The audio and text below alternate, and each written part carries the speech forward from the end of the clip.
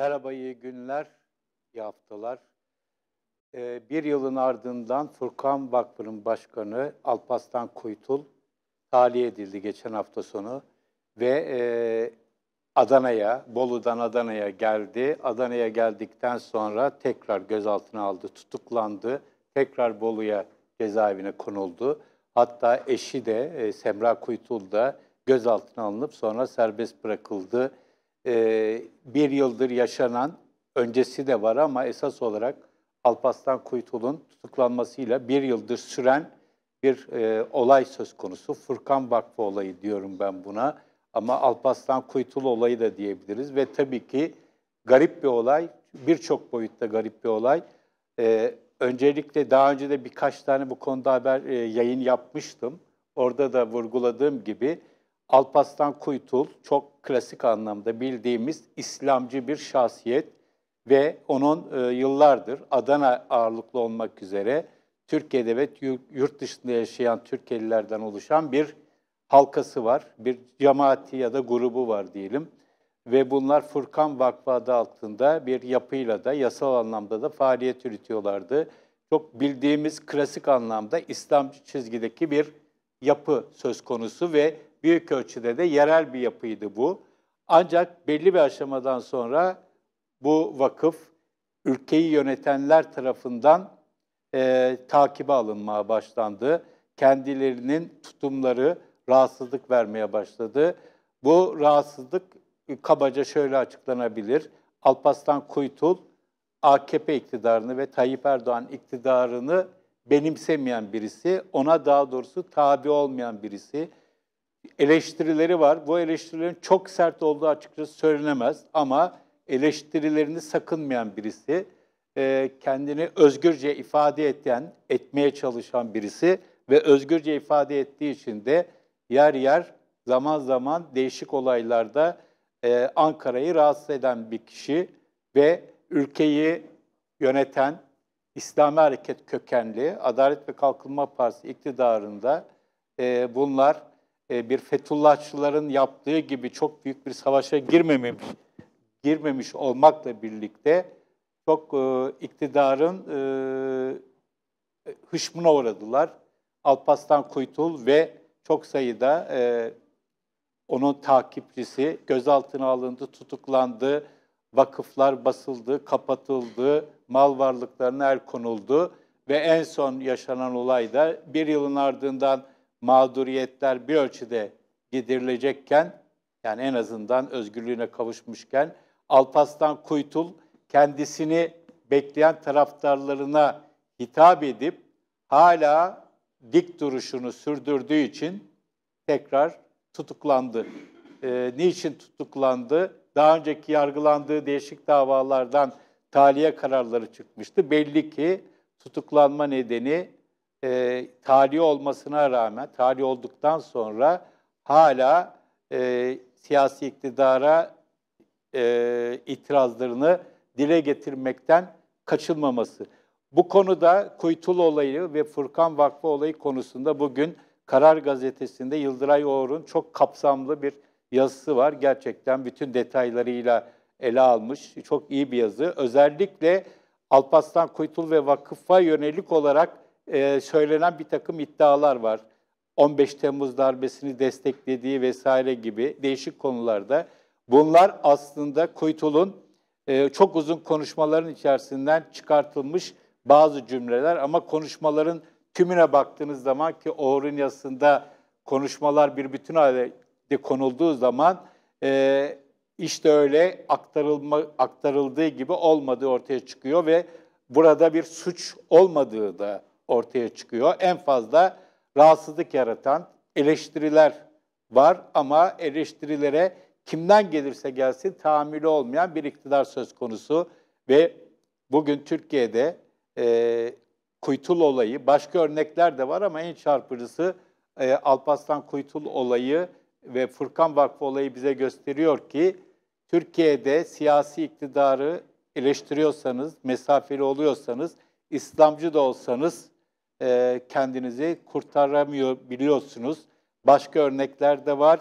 Başka kişiler hakkında da doğrudan tutuklama olmasa bile faaliyetlerini engelleme, bir takım itibarsızlaştırma kampanyaları olduğunu da biliyoruz.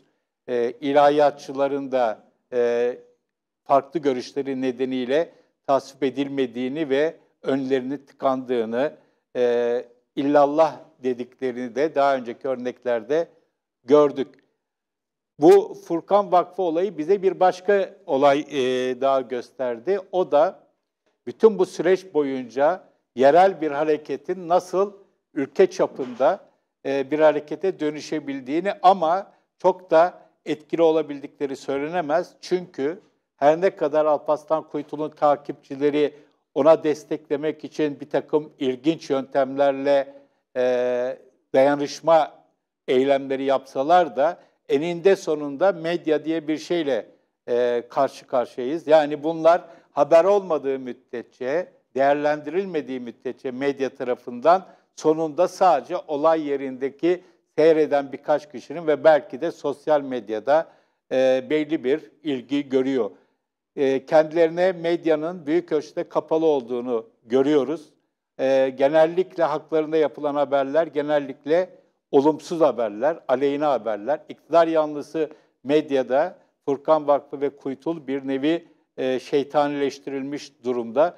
Halbuki daha önceki dönemlerde çok yaygın olmamakla birlikte belli ölçülerde yer bulduklarını söyleyebiliriz bu İslamcı yapılanmanın.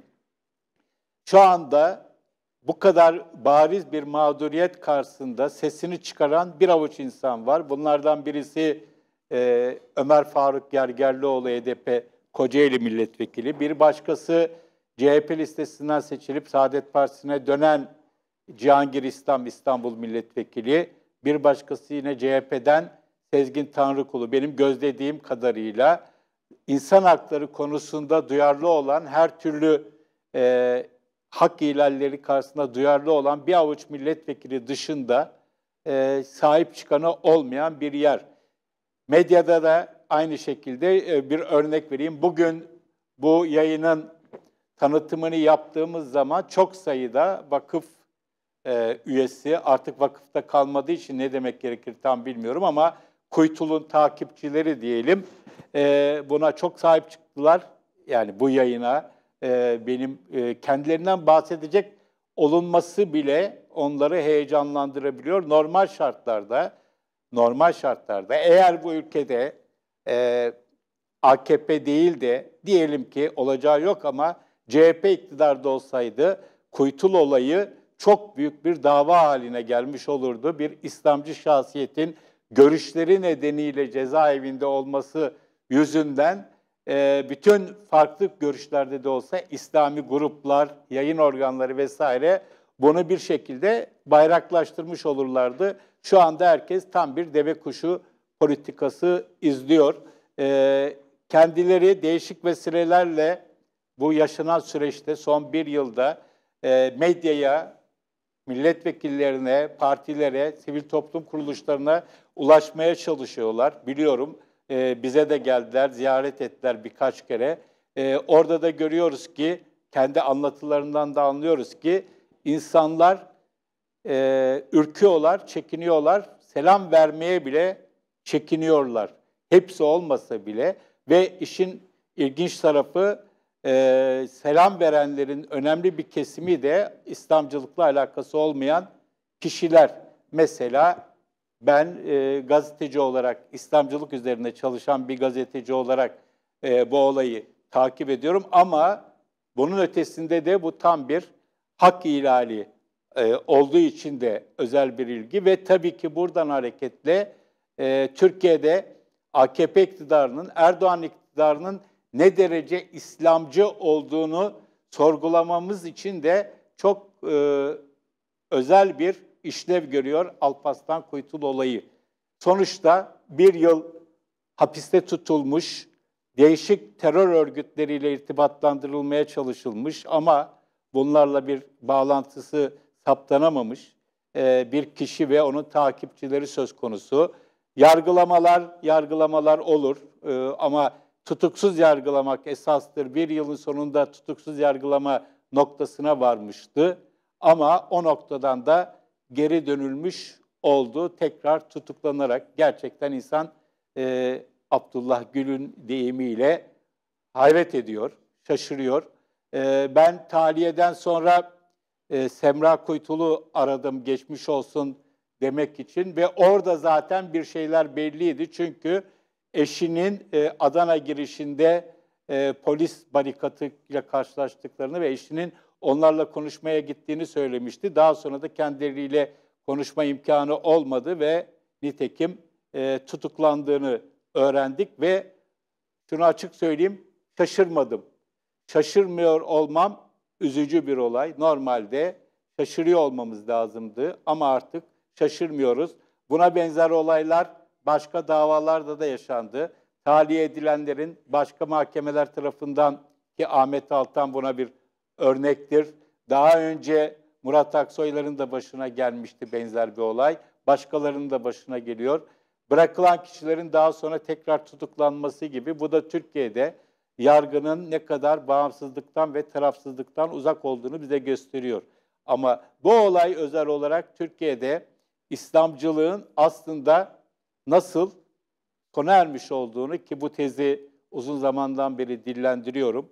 Alparslan Kuytul gibi hala İslamcılıkta ısrar eden, inat eden diyelim bir kişi ve onun takipçilerinin varlığı Türkiye'de İslamcılığın hala varlığını koruduğunu bize göstermiyor.